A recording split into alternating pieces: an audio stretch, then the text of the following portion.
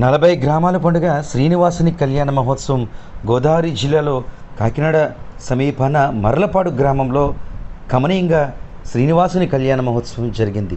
శ్రీ గోదాదేవి మహాలక్ష్మి సమేత శ్రీ కళ్యాణ వెంకటేశ్వర స్వామివారి 7వ వార్షిక కళ్యాణ మహోత్సవం అంగరంగ వైభవంగా విశ్వ హిందూ భజన సంఘాల ఆధ్వర్యంలో నిర్వహించారు. ఈ కళ్యాణాన్ని జగంపేట మండలం తాలూరు జిఆర్ మఠం 11వ మఠాధిపతులు శ్రీమాన్ పొడుగు వెంకట సత్యనారాయణ ప్రసాద్ ఆచార్యుల ఆధ్వర్యంలో జరిగింది. అనేక మంది పండితులు ఈ కళ్యాణాన్ని కమనీయంగా నిర్వహించారు. అసలు దేవతా కళ్యాణానికి మానవ కళ్యాణానికి తేడా ఏంటి అన్న విషయాన్ని క్లుప్తంగా వివరిస్తూ ఈ కళ్యాణాన్ని నిర్వహించారు. చక్కని వేదికపై శ్రీ గోదా మహాలక్ష్మి అదేవిధంగా వెంకటేశ్వర స్వామి వారిని ఉత్సవమూర్తులను వేయించింపచేసి గణపతి పూజ, కంకణధారణ, పుణ్యహవచనం, మాంగళ్యధారణ, తలంబ్రాలు ఘట్టాలు నేత్రపర్వంగా నిర్వహించారు. భక్తులు భక్తి శ్రద్ధలతో గోవిందనామాలు జపిస్తూ ఈ కళ్యాణాన్ని కనులరా తిలకించారు.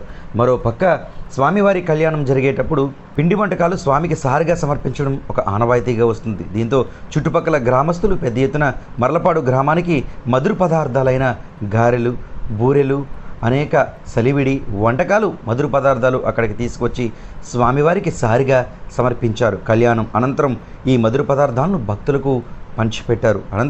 కళ్యాణం అనంతరం పెద్ద ఎత్తున అన్నప్రసాద వితరణ సైతం మర్లపాడు గ్రామంలో జరిగింది. ఈ సందర్భంగా లోక కళ్యాణార్థం జరిగే కార్యక్రమాల ద్వారా ఎక్కడైతే ఇలాంటి స్వామి కళ్యాణాలు, స్వామి ఉత్సవాలు నిర్వహిస్తామో ఆ ప్రాంతం అంతా కూడా సస్యశ్యామలంగా ఉంటుంది అంటూ శ్రీమాన్ గురువులు ప్రత్యేకంగా తెలియజేశారు. హరి ఓం లక్ష్మీనారాయణాయ.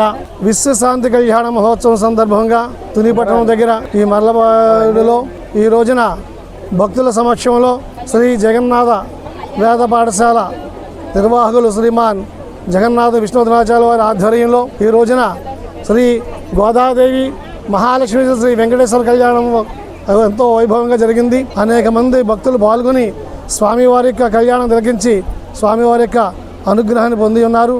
అదేవిధంగా భక్తుల యొక్క సంకల్పంతో వీరందరూ కూడా ఇక్కడ ప్రతిజ్ఞ చేసి ఉన్నారు. స్వామివారికి ఒక బహు సుందరమైనటువంటి ఆలయాన్ని నిర్మించి స్వామివారి ఇక్కడ మేము ఏం చేసుకుంటామని చెప్పేసి భక్తులందరూ ప్రతిజ్ఞ చేసి ఉన్నారు. కాబట్టి వారందరి యొక్క అభీష్టం నెరవేరాలని చెప్పేసి వారందరికీ అనేక మంగళాశాసనాలు చేసుకుంటున్నాం. జై శ్రీమన్నారాయణ.